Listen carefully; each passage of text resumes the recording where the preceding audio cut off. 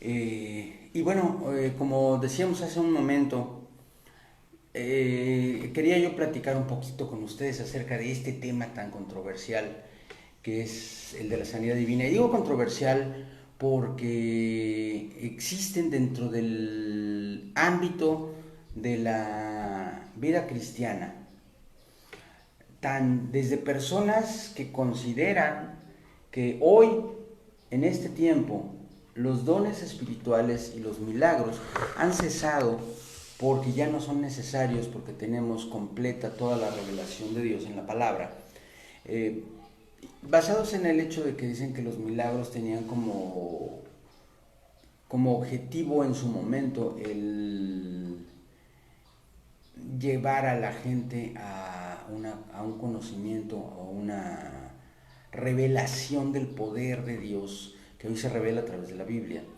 Hasta aquellos que consideran que Dios tiene la obligación de hacer milagros de acuerdo con nuestras peticiones y que están dispuestos a hacerle manita de puerco a Dios diciéndole o me sanas o me muero. ¿Cómo ves? Aunque no lo digan con esas palabras, en realidad esa es la actitud de aquellos que consideran que Dios debería sanarlos, sí o sí. Y hay gente, yo soy testigo, yo tuve la oportunidad, no le voy a decir que fue un privilegio porque hasta hoy todavía me duele el corazón, de ver gente amada, muy amada mía, muy cercana, amigos entrañables de muchos años, morir sin recibir ninguna clase de tratamiento médico, ni siquiera un analgésico, diciendo con una seguridad que no está basada en lo que la palabra nos enseña, no, es que la medicina es para los incrédulos y a mí Dios me va a sanar, o Dios me tiene que sanar, peor todavía, ¿no? Y en medio de esa situación y de esa postura, llegar al final de sus vidas de una forma que podría haber sido mucho menos dolorosa. Yo quiero que meditemos acerca de esto. Quiero que usted me entienda algunas cosas. La primera de ellas, ¿qué es la enfermedad? Bueno, la enfermedad es una consecuencia natural de el pecado.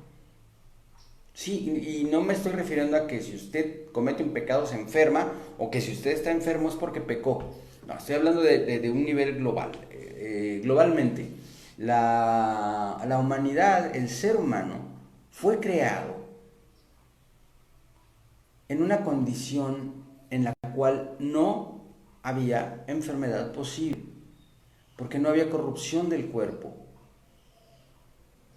En el momento en el que el hombre cayó de la gracia de su, de su estado original, del regalo del estado original que Dios le dio, en ese momento la naturaleza humana sufrió un proceso de corrupción o un evento de corrupción que desarrolló procesos que lo llevaron a la enfermedad y a la muerte. Por lo tanto, nosotros tenemos que concluir que la enfermedad por sí misma es una consecuencia natural de nuestra caída en el pecado, porque las funciones corporales fallan, las funciones de nuestro cuerpo fallan debido a que estamos sujetos a la muerte y estamos sujetos a la corrupción. Entonces, obviamente, de ahí se desprende que si el Señor Jesucristo vino a restaurar todas las cosas, pues también necesariamente tiene que estar incluido en este proceso de restauración el de la... ay, se me fue la palabra. El revertir, esa es la palabra, revertir el proceso por el cual nosotros podemos enfermarnos y morir. Y esto es cierto, es una realidad. La palabra de Dios dice con toda claridad que el Señor llevó en la cruz nuestros pecados y nuestras enfermedades y que por su llaga hemos sido curados. Esto, hermanos, es una palabra divina, no es algo que se me haya ocurrido a mí, ni que haya sido la ocurrencia de algún pastor o de algún hermano que tiene ganas de hacer las cosas más impresionantes en el púlpito. Es una promesa divina. el hecho de que la enfermedad ha sido derrotada en la cruz del Calvario.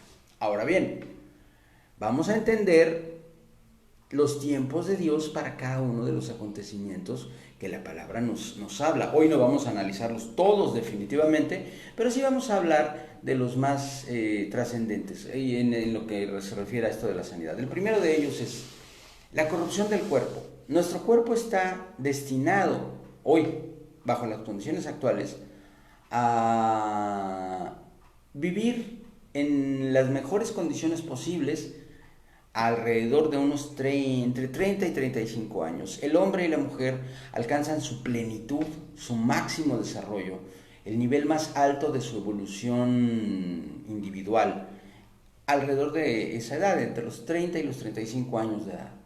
A esa edad estamos a todo lo que damos, con nuestra mayor fuerza, con nuestra mayor potencia de salud y de capacidad de crear, capacidad de hacer, de crecer, de desarrollarnos. Es una edad ideal para la paternidad y la maternidad, en fin, es el momento más pleno del cuerpo humano. La edad de entre los 30 y los 35 años de edad. Nosotros sabemos que a esas alturas el equilibrio del cuerpo es idóneo. A lo largo de nuestra infancia, nuestra adolescencia, nuestra juventud, nosotros tenemos un desequilibrio positivo, es decir, crecemos, nos desarrollamos, embarnecemos, nos hacemos más fuertes, nos hacemos más grandes, nuestras capacidades cerebrales se asientan, las conexiones que nuestras neuronas hacen se vuelven permanentes, y durante todo ese proceso nosotros nos convertimos en una imagen más próxima a lo que nuestro Señor planeó originalmente y de la forma en la que los primeros hombres, varón y hembra, fueron creados. Sin embargo, pasados los 35 o 36 años de edad, comienza un proceso muy interesante, y es el hecho de que cada una de las células de nuestro cuerpo, que tienen un programa que funciona, ya sabe usted, así,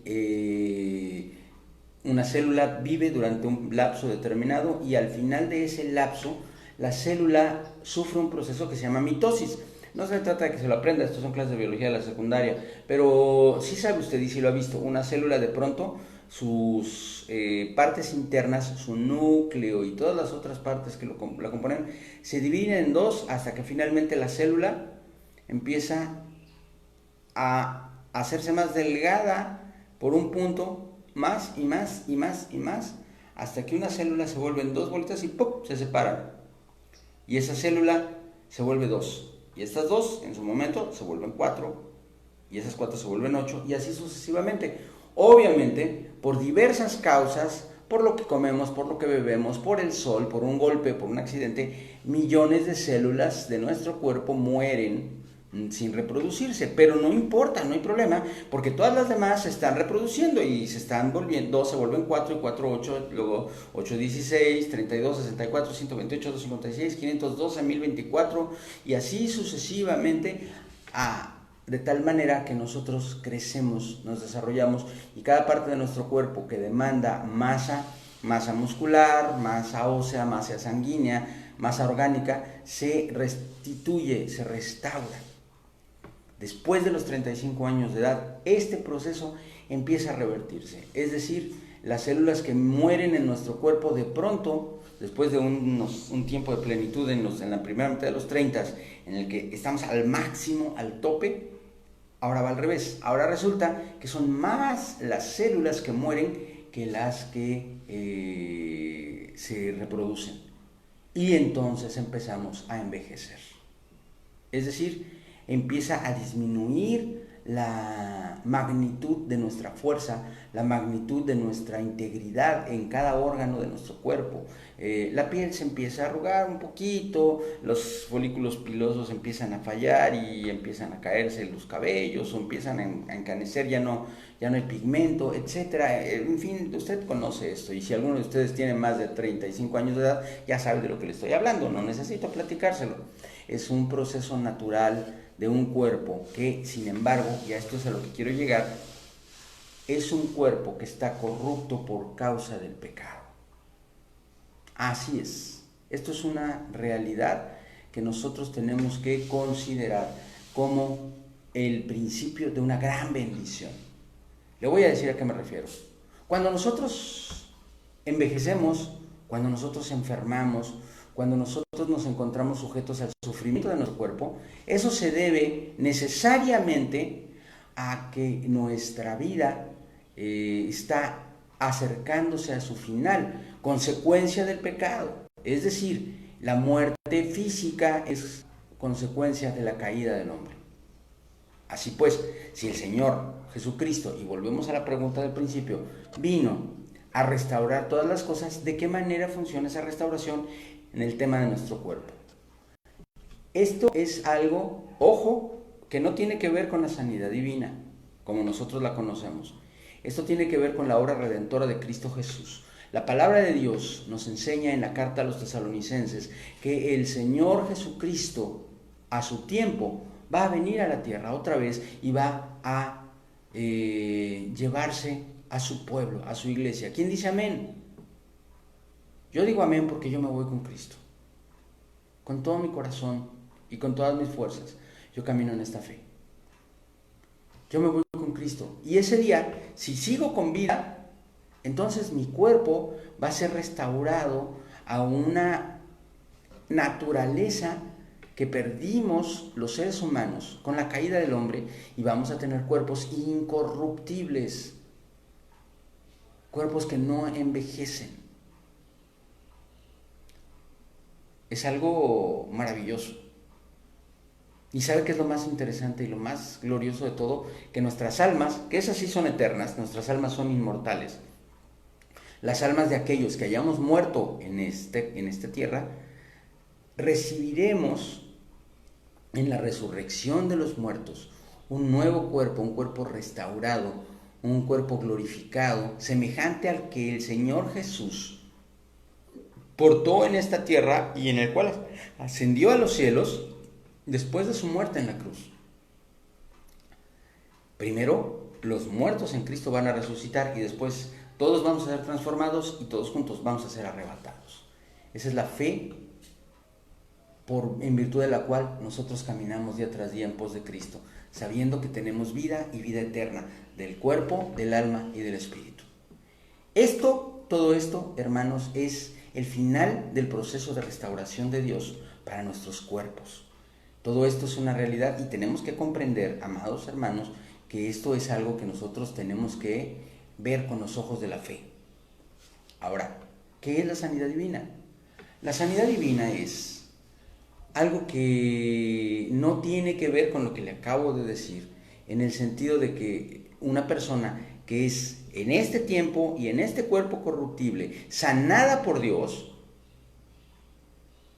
va a seguir caminando con un cuerpo corruptible que eventualmente va a envejecer, va a enfermar y va a morir. La sanidad divina no es el proceso obligatorio que fuerza a una persona más bien que es parte de la promesa irrevocable de Dios de restaurarnos en sanidad. Esto que quede perfectamente claro. Son dos cosas diferentes y quiero que usted lo considere. La obligación, vamos a llamarle así, yo quiero, con toda reverencia a Dios, quiero utilizar un término que se entienda. La obligación de Dios de sanar nuestros cuerpos, obligado por su palabra, por su promesa, es decir, algo que va a suceder porque Él ya lo dijo, eso va a ocurrir necesariamente con el proceso que ya le platiqué. Todos, cada uno de nosotros, vamos a ser restaurados en cuerpos vivos, en cuerpos eternamente jóvenes, en cuerpos fuertes, en cuerpos incorruptibles. Y ahí está cumplida esta promesa de Dios, de que Él llevó todas nuestras enfermedades en la cruz del Calvario. La palabra todas implica todas absolutamente. Y una mala interpretación de este concepto, en una mala interpretación de este pasaje bíblico, nos podría llegar a pensar que nos llevaría a pensar que Dios tiene la obligación autoaplicada por causa de su promesa de sanarnos de cualquier gripa o machucón de dedo que nos demos, porque está escrito que Él iba a sanar todas nuestras enfermedades. Entonces, aquel que está enfermo y que habiendo pedido la mano de Dios en su vida para sanidad y no sana, de repente se siente atribulado, se siente angustiado, se siente quebrantado en su fe, porque dice, la palabra de Dios prometió que Dios iba a sanar mis enfermedades y yo no he sanado. Mire, le estoy hablando como quien sabe de lo que habla. Yo he enfrentado en carne propia, fíjese que no de forma crítica, aunque sí me he enfermado fuerte en algunas ocasiones de mi vida, pero sí en el cuerpo de mi familia, de mis hijos, sobre todo de mis hijos, y bueno, en este momento lo estoy viviendo en el cuerpo de mi esposa, el estar clamando a Dios por que el Señor imparta sanidad.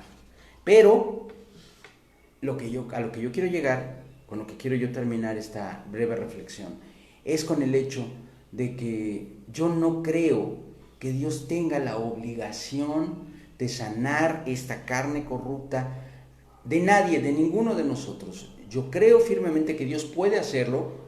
Yo digo amén a la sanidad que Dios puede darme si Él quiere, con su mano todopoderosa, sobrenatural, infinita. Si yo le digo, Señor, ten misericordia y sáname.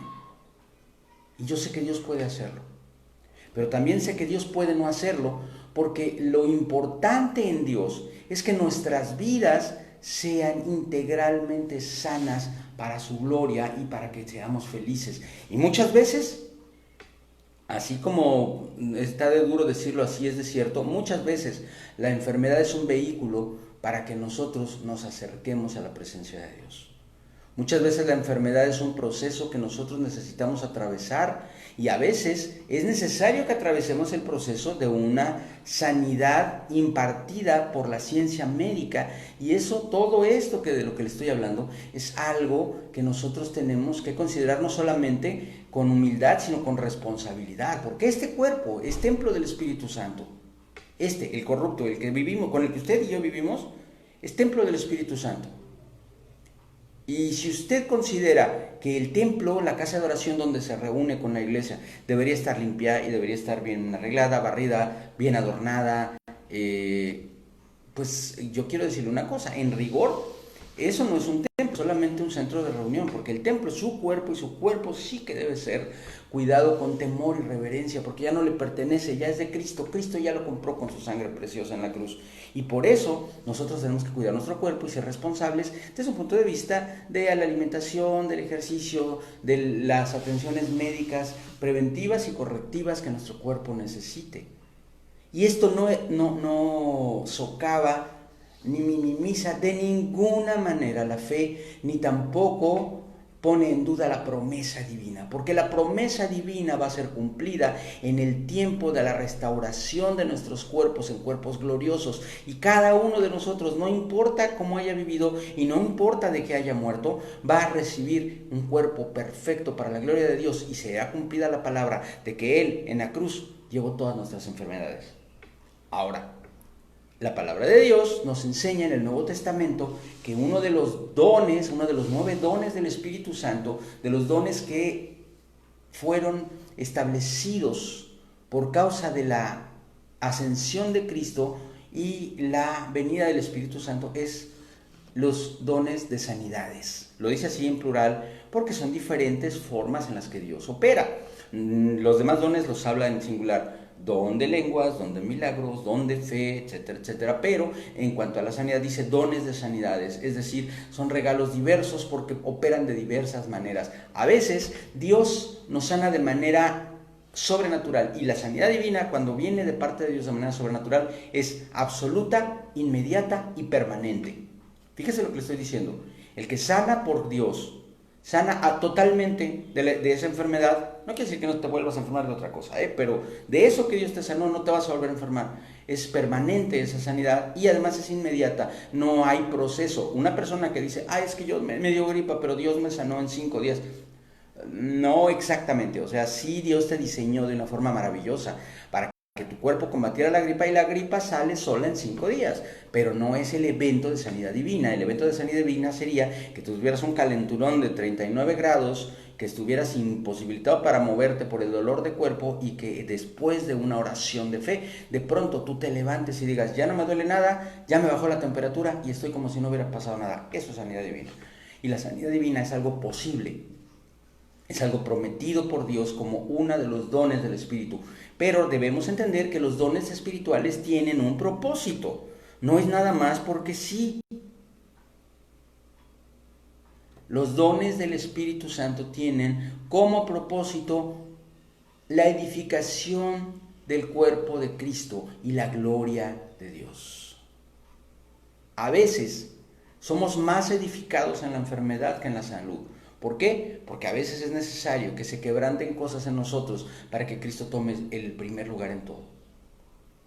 Y yo no puedo establecer juicio sobre eso, ni sobre mí, ni sobre mi esposa, ni sobre mis hijos, ni sobre nadie. Yo le puedo decir con la mano sobre la palabra de Dios y con mi corazón puesto en Dios como testigo, que yo he visto la sanidad divina sobre mi familia. Mis 2 hijos han vivido eventos de sanidad divina cuando la ciencia médica ya les había desahuciado. Así que a mí no me pueden decir que no existe. Claro que Dios puede sanar. Ahora, Dios no está obligado a sanarnos. Dios lo hace por amor, no por obligación ni por el cumplimiento de una promesa. La promesa será cumplida en el día de la resurrección de los muertos. Esa es otra promesa. Sin embargo, uno de los dones del Espíritu es la sanidad del cuerpo, y eso va a suceder siempre que sea lo mejor para nosotros. Siempre que no haya un plan superior de Dios en el cual esté, lamentablemente porque no debería ser, pero así somos de duros nosotros, lamentablemente requerido que atravesemos una enfermedad para que nuestra vida sea edificada.